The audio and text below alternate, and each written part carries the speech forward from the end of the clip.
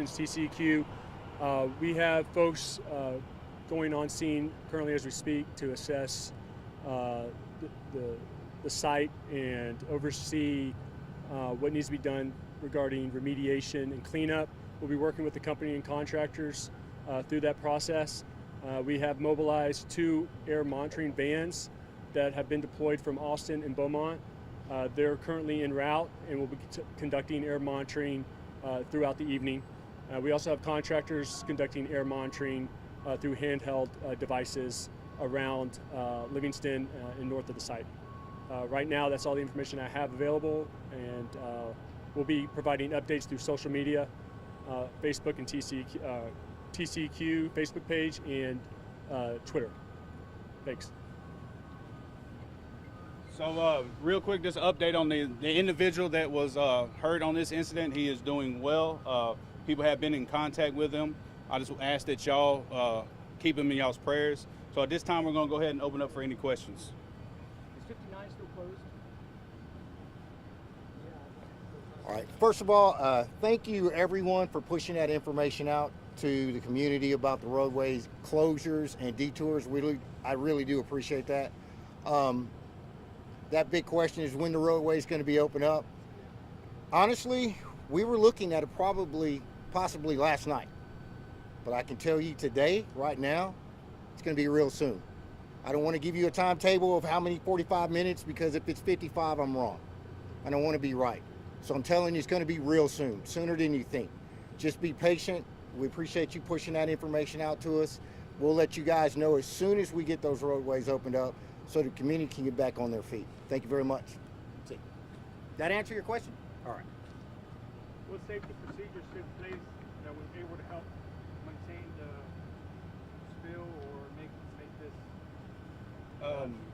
So the answer to your question is, so the company, like I said, they have a real good track record of ensuring that their employees are very well trained on dealing with hazmat. We brought in some very well trained professionals out of Harris County, Montgomery County, Liberty County, Polk County, and our county, and they've been working real well together trying to get this knocked out. And how long will the air quality testing be going on? Will this be for a few days, for a week? Do you have a time period for that? I don't have a time period right now. Once our folks arrive around the site and start conducting some air monitoring, we'll review that data and make those decisions at a later date. And if people start to feel anything, respiratory illnesses, outside of contacting their doctor, do they just report that to anybody? I would just report that to local health officials and go from there. Can you guys tell us any more information about the forklift incident that may have caused the fire? So the preliminary investigation was that there was an individual that was working on the forklift, and he noticed that there was some chemicals leaking from a container. He went to lift that container up, and then he noticed that there was a fire and there was ignition. Like I said, we won't have any more information on that until after the investigation is completed. Was the fire already started when he went to lift it, or was it in separate events? I can't answer that question for you. Can someone answer the question what parents should, small children, what they should do? Should they be concerned about kids that want to go outside and play with the air quality? Like we said, we've had monitors out all day. There's, as of right now, there hasn't been anything detected in the air. Ryan, could you speak to the record of this company? I understand there was a evaluation done in the last year or so here. I can't speak to that right now, but I can follow up with you and get you that information. I can probably give you an answer. Jeff Harfield, Sound Resource Solutions. TCEQ has been out to the facility. They did a 2-day evaluation in February, and no deficiencies, not even a suggestion as to what we could do better. The company's tried to be a good steward for 14 years. We got a lot of work to do to figure out the incident itself, and so I don't want to comment a lot on it. And I know people want answers. We're going to get you answers, not speculation. But our record with TCEQ is good. We're proud of the work we do. It doesn't look like it today, but again, we're the people you want doing this type of work. Yes, sir. Can you just talk on a personal level for you and the employees how this has kind of been an impact for y'all today? We grew from nothing to 40 employees out here, and we're proud of what we do. They're proud of what they do. Everybody just wants to know, how are we going to get back?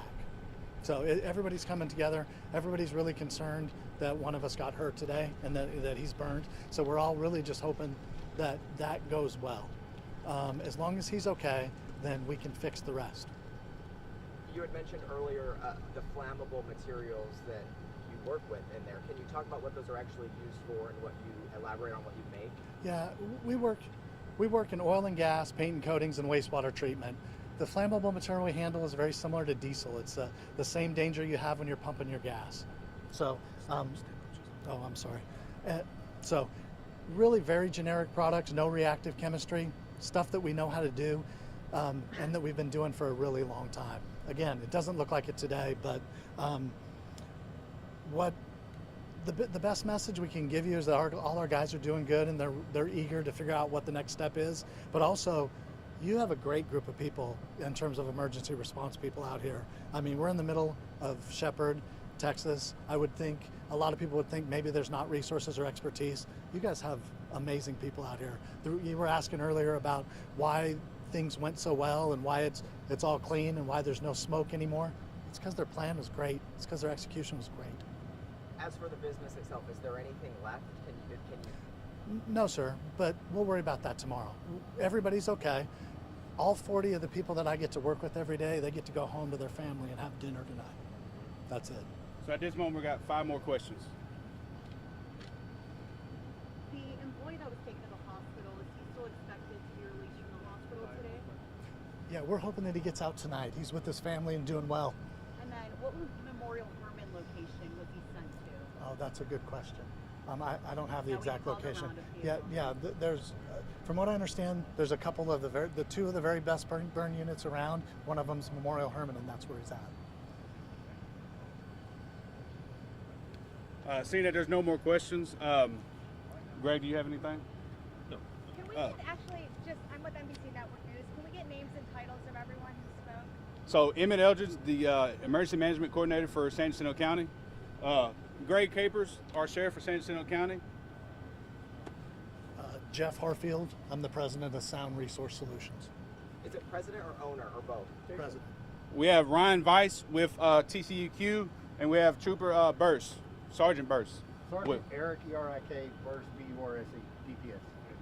So in closing, I would like to say thank you to the local communities. Thank you for everybody that's watching, and keep with your prayers. I want to say thank you for the local fire departments that's been showing up, the private companies that have been helping us out, and like I said, all other information will be released via social media.